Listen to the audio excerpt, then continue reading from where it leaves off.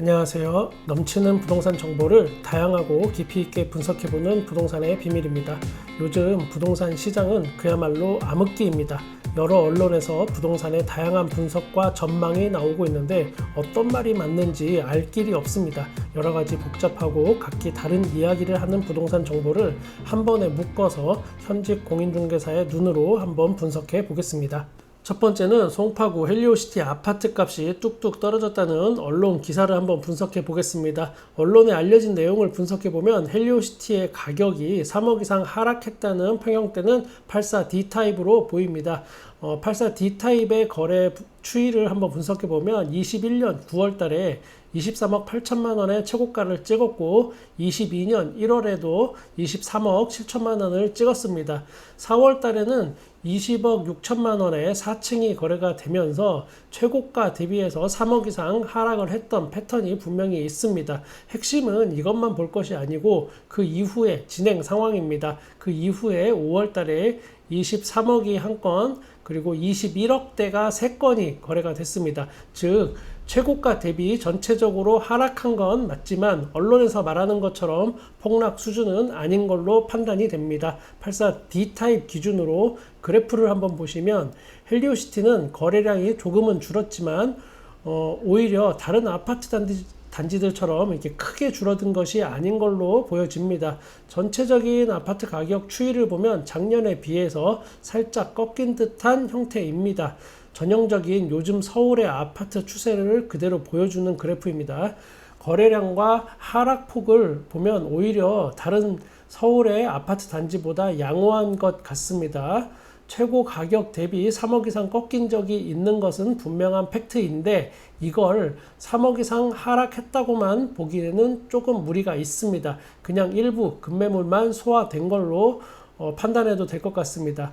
그리고 같은 아파트 단지라도 가격이 다를 수 있는 이유는 많이 있습니다. 첫 번째, 몇 층인지에 따라서 다 다릅니다. 저층과 고층의 가격 차이는 이 정도 가격대에서는 1억 이상 날 수 있습니다.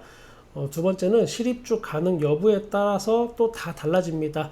부동산 거래 현장에서는 아무래도 현재 전세를 줘서 갭 투자로 매매하는 것보다는 실제 입주가 가능한 그런 매물이 더 비싸게 거래가 됩니다. 세 번째는 조망권에 따라서 또 다 다릅니다. 사람은 누구나 아파트 거실에서 앞이 탁 트인 조망을 좋아합니다. 시야가 좁고 앞동을 바라보는, 즉 남의 집 뒤통수를 쳐다보는 전망은 당연히 같은 아파트라도 같은 구조라도 가격 차이가 날 수밖에 없습니다. 네 번째는 어떤 아파트 평면 구조인가, 여기에 따라서도 달라집니다. 일반적으로는 판상형 구조가 선호도가 높습니다. 판상형 구조는 거실과 방들이 거의 같은 방향을 바라봅니다. 해가 가장 잘 드는 방향으로 거실을 일단 배치하게 되는데, 그렇게 된다면 거실과 같은 방향을 바라보는 방들도 일조권과 조망권이 같이 좋다는 뜻이 됩니다. 그리고 주방과 거실의 맞통풍이 가능해서 통풍에도 좋습니다. 그 외에도 여러 가지 소소한 이유가 있지만 어느 아파트 분양 단지든 간에 가장 대표적인 평면도는 판상형이 되고, 판상형이 가장 비싼 가격에 분양을 하게 되는 게 일반적입니다. 가장 좋은 게 가장 비싸게 팔리는 겁니다. 그러면 왜 이런 급매물들이 나왔을까? 아무래도 보유세 기산일 이전에 주택을 매매해서 세금 부담을 줄이겠다는 이유가 일단 있을 수 있습니다. 다주택자들은 보유세에 대한 부담이 확실히 있을 수밖에 없는데, 이 부분은 헬리오시티 아니더라도 실제 많이 일어나는 일이고, 또 제 손님도 이런 이유로 급매로 처분하신 경우가 종종 있습니다. 그런데 이런 급매들의 호가가 대세가 된다면 전체적으로 하락세가 이어지는데, 이런 경우 급매만 몇 개가 거래가 되고 그게 거래되고 나면 나머지 호가는 떨어지지 않고 또 가격을 유지하는 경우가 지금 현재는 많이 있습니다. 그러면 이런 급매물들은 누가 샀을까? 단지 내에서는 전세로 이렇게 살던 사람들이 그 아파트 단지를 잘 알고 장점을 알고 또 이 아파트를 사려고 매수를 준비하고 있던 분들이 있습니다. 또 그런 사람 이외에도 이렇게 주변에서 더 안 좋은 지역에 있다가 더 좋은 지역으로 이렇게 이동하려고 준비하시는 분들이 있고, 이런 분들은 급매를 매수하는 경우가 종종 있습니다. 이런 경우에는 친한 부동산에 미리미리 말을 해둡니다. 급매 나오면 알려주세요. 제가 매수할 수 있는 가격은 얼마 정도입니다. 이렇게 말해두고 기다리는 수요가 저도 꽤 있습니다. 문제는 매수하려는 가격과 급매로 내놓는 가격 사이에 가격 차이가 사실 상당히 있습니다. 요즘 아파트 거래가 안 되는 가장 중요한 이유라고 생각합니다. 팔려는 가격과 살려는 가격의 가격 차이가 심합니다. 그러다 보니까 저도 그 간극을 조율해서 거래를 성사시키는데 상당히 어렵긴 합니다. 그래도 이런 식의 거래가 간혹 이루어진다는 게 팩트입니다. 그러면 헬리오시티가 포함된 송파구 전체의 현재 상황은 어떤가? 송파구 전체 매물은 증가했습니다. 올해 1월 2853건이었던 매물이 지금 6월에는 4143건으로 약 45% 정도 증가했습니다. 그만큼 팔려고 내놓은 사람은 많은데 실제 거래량이 적다 보니까 점점 매물이 쌓이고 있는 상황으로 보면 되겠습니다. 사실 이 부분은 송파구뿐만 아니라 서울 어디든 다 비슷한 상황입니다. 분양가 상한제 개편 어떻게 될까? 민간택지 분양가 상한제 개편이 이제 곧 있을 예정입니다. 분양가 상한제는 일반 분양 청약을 대기하는 수요자 그리고 조합원의 입장에 따라서 전혀 다른 생각을 가지고 있습니다. 일반 분양을 준비하는 입장에서는 분양가 상한제가 개편이 되면 분양가가 오를 거고, 그럼 내 집 마련이 더 어려워지니까 별로 좋아하지 않습니다. 조합원 입장에서는 그동안 분양가 상한제로 내 재산에 대한 피해를 봤다는 피해의식이 꽤 있습니다. 이번 개편을 굉장히 반기는 그런 분위기입니다. 시공사 입장에서는 당연히 공사비 더 받을 수 있으니까 좋아할 테고, 이런 현상들이 복합적으로 작용을 해서 지금 서울의 알짜 청약단지들은 일반 분양을 할 생각이 없습니다. 공사 자재값이 폭락한다면 그때 가서 공사비 깎아줄 일은 전혀 없는데 말입니다. 분양가 상한제 개편 후에 기존보다 높은 분양가의 청약을 시작할 것이 확실해 보입니다. 그럼 어떤 방식으로 개편이 될 것인가? 현재 분양가 산정은 택지비 그리고 기본형 건축비 그리고 가산비로 이루어집니다. 여기에 추가될 내용들이 있습니다. 조합원 이주비, 조합 사업비 등 금융이자 그리고 영업 보상비, 명도 소송 비용 등을 가산비에 포함시킬 것으로 예상이 됩니다. 지금 이런 항목들이 가산비에 반영할 수 있는 항목이 없는데 이런 부분이 개편될 것으로 보입니다. 결국 분양가가 오른다는 얘기입니다. 그럼 얼마나 오를까? 현재 주변 시세의 50에서 60%인 분양가 상한제 대상 아파트 분양가가 70에서 80% 선까지 오를 걸로 보입니다. 그냥 쉽게 생각해서 5억, 6억 하던 분양 아파트가 7억, 8억 이렇게 한다는 얘기입니다.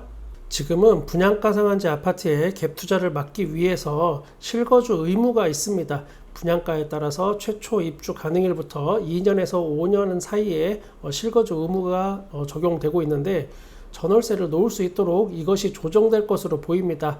어떻게 조정되냐? 실거주 의무 기간은 이대로 유지를 하지만 처음부터 실거주를 하지 않아도 되는 방식이 예상됩니다. 이러면 전세 대란은 좀 수그러들 것이라는 예상인데 결과는 지켜봐야겠습니다. 부동산 규제 지역의 지정과 해제를 결정하는 주거정책심의위원회가 6월 달에 개최됩니다. 투기과열지구나 조정대상 지역이 해제되는 곳이 나올 수도 있습니다. 이번에 현재는 투기과열지구가 49곳, 조정대상 지역이 112곳인데 과연 규제지역이 해제되는 곳이 나올지, 나온다면 그 지역의 부동산 가격과 거래량이 어떻게 변할지 유심히 지켜볼 필요가 있습니다. 집 사는 사람은 없고 집을 팔려는 사람만 늘었다는 언론 뉴스입니다. 서울의 아파트 매물이 현재 약 6만 1,000건 정도 됩니다. 한 달 전에는 5만 5천 건 정도였는데 대략 10% 정도 늘었습니다. 매물이. 집을 팔려는 사람이 가장 많이 늘었 곳은 동대문구입니다. 동대문구, 관악구, 강서구 이 순으로 늘었습니다. 집을 가지신 분, 집을 사거나 청약을 준비하시는 분들도 유심히 봐야 하는 지표입니다. 아파트 매도 매수 대기자는 알겠는데 도대체 청약 준비하는 사람들이 왜 이러실 수 있습니다. 왜냐하면 이제 로또 아파트는 거의 없어졌다고 보시면 됩니다. 청약을 해도 항상 주변 시세와 전체적인 아파트 거래 동향을 파악하고 있어야 합니다. 무턱대고 청약했다가 후회할 수 있습니다. 시세 차익은커녕 부동산 경기 흐름에 따라서 손해를 볼 수도 있습니다. 전체적으로 금매는 간간히 거래되지만 아파트 호가, 즉 팔고 싶은 사람들이 원하는 가격은 지금 크게 떨어지지 않고 있습니다. 제가 운영하는 부동산 주변 아파트도 비슷한 현상입니다. 지금 이 팽팽한 기운이 언젠가는 분명히 바뀔 겁니다. 언제 어떤 방향으로 꺾일지 지금은 아무도 모릅니다. 평소에 많은 정보를 주기적으로 받아들이다 보면 자신만의 느낌이 오고 청약을 할 때 또는 집을 매도할 때, 매수할 때 나름대로 기준이 보입니다. 강서구의 부동산 거래 동향을 한번 보겠습니다. 강서구 마곡동 신한아파트 전용 59제곱미터가 이전에는 최고가가 9억 5천만 원에 거래가 됐는데 5월 달에 6억 7천만 원에 거래가 됐습니다. 이 아파트는 1993년 아파트인데 21년에 보통 6억대에서 7억대에 거래가 됐었는데 재건축 이슈가 있은 후에 갑자기 한 건이 9억 5천만 원에 거래가 됐습니다. 그러다가 최근에는 6억 7천만 원에 또다시 거래가 됐습니다. 6억 7천만 원에 거래된 거는 중개 거래입니다. 직거래가 아니고 현재 호가를 보면 최저가가 근데 10억 4천만 원입니다. 이 전체적인 현상은 쉽게 이해가 가는 상황이 아니라서 저는 팩트만 전달해 드리고 특별히 해석을 하지는 않겠습니다.